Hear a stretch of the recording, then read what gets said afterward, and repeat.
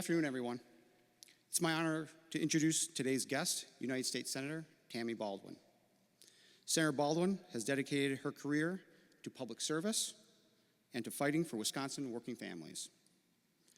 In the Senate, she has worked tirelessly across party lines to strengthen education and workforce readiness, supporting a strong made-in-Wisconsin economy and championing the rights of workers throughout our state. She's a strong advocate for continued development across the Great Lakes, recognizing the importance of this region to both our economy and our national security. And she has been a steadfast supporter of American manufacturing and Wisconsin shipbuilding, ensuring these industries remain competitive for generations to come.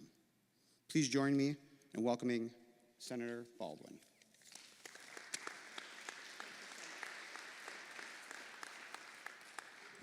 Thank you, Gary. Good afternoon, everyone. It's great to be back here on a topic that I'm going to get into a lot more detail on, but brought me here some months ago. Same topic, but we're on the next chapter, and I'm excited to share that. So thank you for that introduction, Gary, and to all the folks at Fincantieri, Ace Marine, for hosting us here today. I also want to thank Denny and the Steelworkers and all the labor leaders that are present today, including representatives from the machinists, the boilermakers, plumbers and steam fitters, carpenters, and IBEW. As always, I'm grateful for your partnership as we work together to protect American workers. And I'm also thrilled that Meghan from the Alliance for American Manufacturing could be here today, representing all the Wisconsin businesses who keep our shipbuilding industry moving forward. The folks gathered here today, whether we're elected officials like myself, or business leaders like Fincantieri, Ace Marine, labor leaders, and of course, workers. We represent a great cross-section of who's invested in Wisconsin's shipbuilding industry. If this manufacturing is shipped overseas, these are the folks who are going to pay the price. When trade cheats like China get away with skirting the rules, it's our folks on factory floors and their families and the entire local economy that feel the pain. But it's not just the folks in this room who they represent. The impacts from this industry reverberate far and wide to every household across the country. This is about our country and our economy and its safety and security. And this isn't a new revelation. It's something we've known for a long, long time. The United States was long the leader in this industry. And after World War II, our nation led the world in commercial shipbuilding. That is not the story today. Over the last 2 decades, by employing anti-competitive tactics, China now leads the world in commercial shipbuilding and dominates our global transportation supply chain. Just get this. Last year, China built 1,700 commercial vessels. The United States built fewer than 10. Just let that sink in. And it gets worse.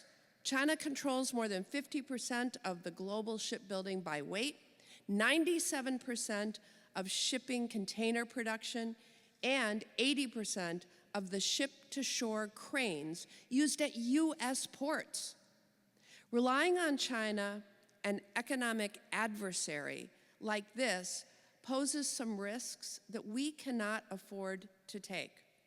And that's why I've been pushing administrations from both parties to do more when it comes to supporting American shipbuilding, holding trade cheats like China accountable, and standing up for the skilled workforce who power this industry. A key part of that work has been championing Made in America policies. Made in America policies have always been simple for me. When it comes to taxpayer dollars or things critical to our safety and security, American businesses and American workers should be the ones to do it. Put another way, I want my taxpayer dollars supporting U.S. workers, not being shipped overseas. When we make things in America, we build strong supply chains, create good-paying jobs, and we can keep our country safe. In Wisconsin, we know this well. We make things. We build ships and engines that propel them. And when it comes to shipbuilding, Wisconsin knows what a difference investing in America makes. Our state has a proud tradition of producing world-class ships to support our national defense and the commercial shipping that keeps American goods moving from our ports to destinations around the world. We also know that our greatest asset is the highly skilled workers who power this industry. When a shipyard goes out of business or production of essential parts heads overseas, we not only lose good-paying jobs, many of them union jobs, we also lose the knowledge of these tradesmen who have found their careers and planted roots in our communities. And as everyone here knows, falling behind on shipbuilding is not just an economic problem for the United States. China's unfair trade practices also come with serious national security implications for us here at home. If we cannot reliably produce ships that move products, then we will not have the industrial base to make and maintain the military ships that we need to keep our country safe. And that's why last year I was proud to stand with the steelworkers, the AFL-CIO, the machinists, and workers across this country to call on the Biden administration to quickly investigate China's anti-competitive practices and help workers, businesses, and industries impacted by China's cheating the rules. And we were successful, with the Biden administration in January of this year finding urgent action was needed to remedy and level the playing field. And then the Trump administration proposing remedies to address China's maritime dominance in March of this year. I think folks may know that President Donald Trump and I don't always see eye to eye, but we are mostly on the same page on this issue. He's saying the right things, and now we need to make sure that he follows through to revitalize our shipbuilding industry, to support American workers, and keep our country safe.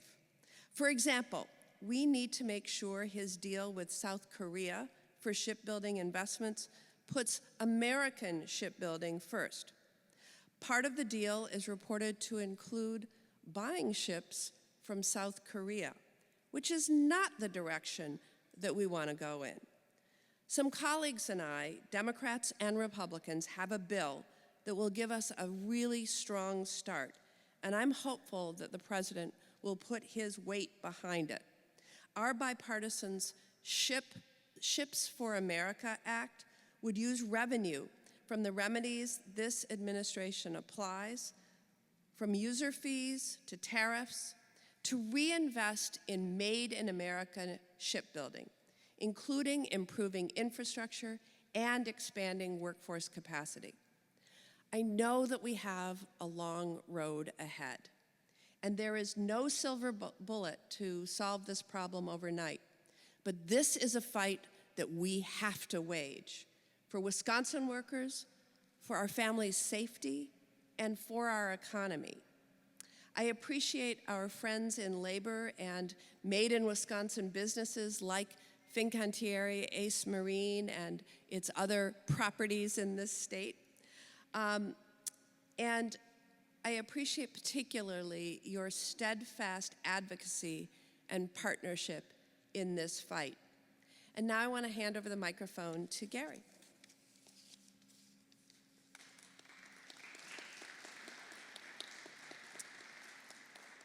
Good afternoon, and appreciate you having me speak today.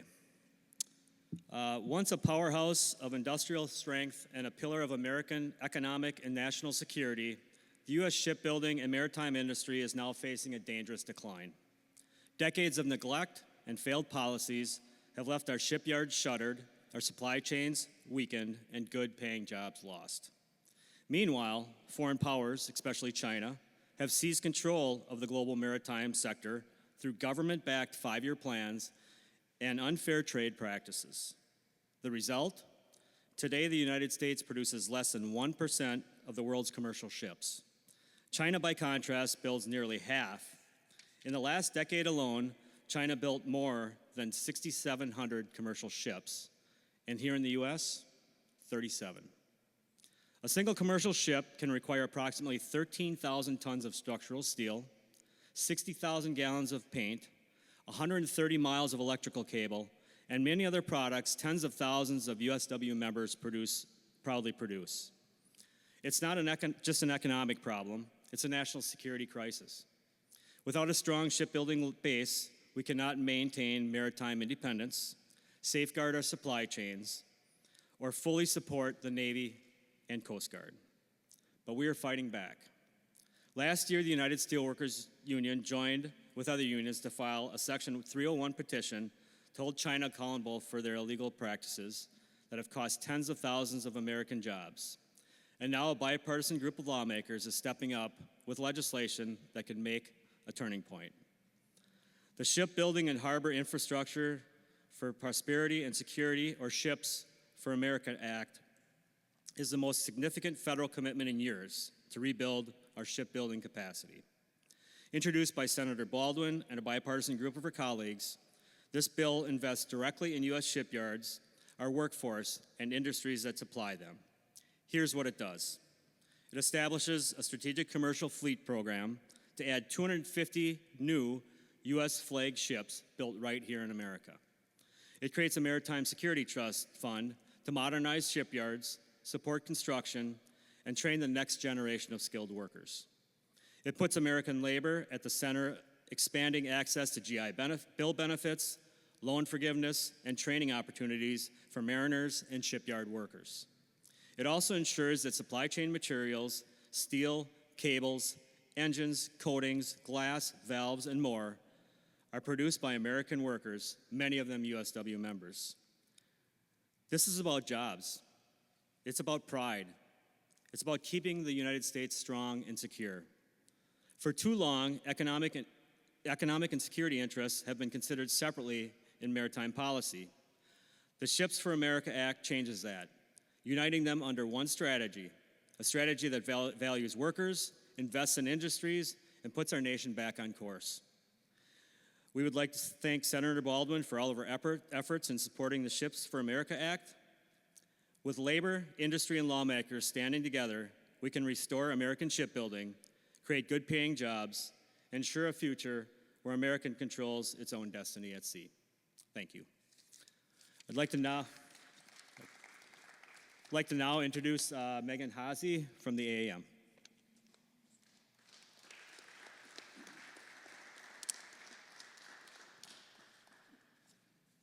Good afternoon, everyone.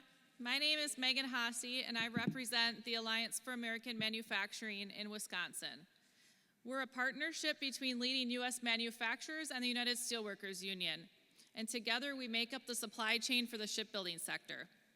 I'm honored to be here again with Senator Baldwin and Denny Lauer at Fincantieri Ace Marine in the very same building that my grandfather worked back when it housed Northwest Engineering. At 90 years old today, he still says this is the best job he's ever had. I know what manufacturing means to this state, and I know that Green Bay has a rich shipbuilding history. That makes this the perfect place to hold this event, to talk about the ongoing effort to strengthen this crucial American industry. In March of 2024, the Steelworkers and several other unions launched a petition under Section 301 of our trade laws to get the federal government to investigate China's domination of the global shipbuilding and maritime sectors. When we were last here, we talked about how big of a problem that dominance is. And well, I'm here to tell you that has not changed in a year. It's still a big problem.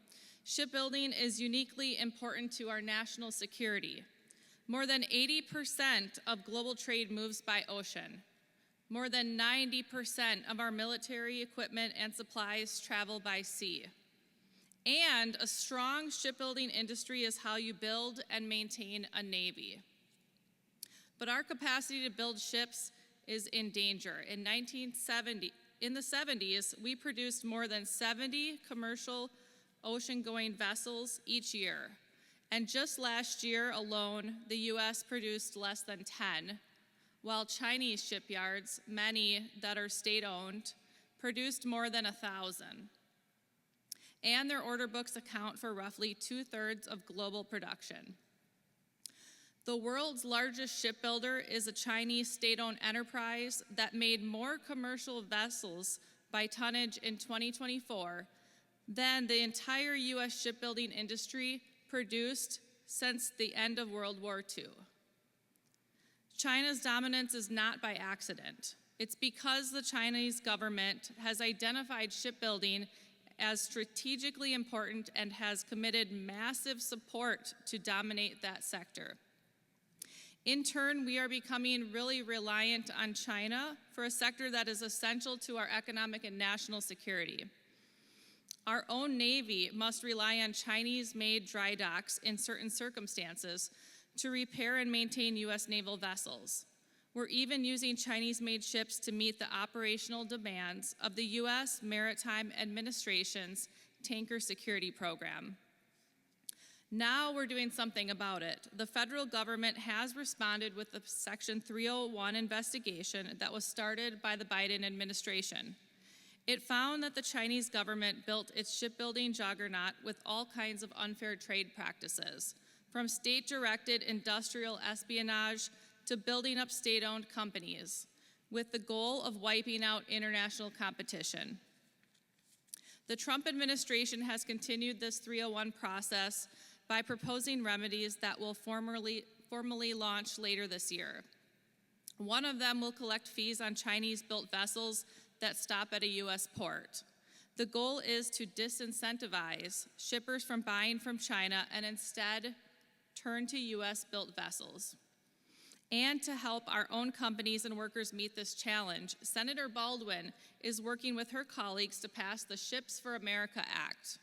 This bill directs the fees collected from the 301 remedies into investments into shipyards, workers, and maritime infrastructure. Its passage will mean more American-made ships built with American-made materials. It will mean stronger supply chains and high-paying jobs along our lake shores and in all of our communities all around this country. And I believe we will get it done because we have an ally in Senator Tammy Baldwin. She's fought every day to turn the tide on this issue and is a reliable champion of American manufacturing workers. And because of Senator Baldwin's work in the Senate, Wisconsinites who work with their hands have more opportunities. We have better Buy America laws, better trade deals, and stronger domestic industries. And soon we're going to have even more shipbuilding in communities like Green Bay, Wisconsin. Thank you. Thank you very much. This concludes our session for today. Thank you.